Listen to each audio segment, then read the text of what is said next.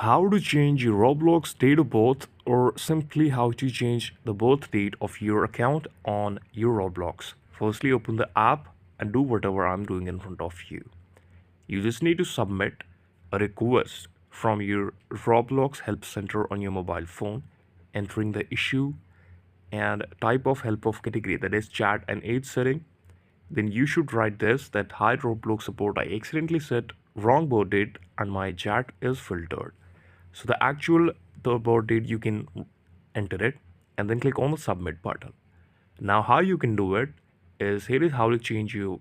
If you're under 13, go to this website and enter your username and email.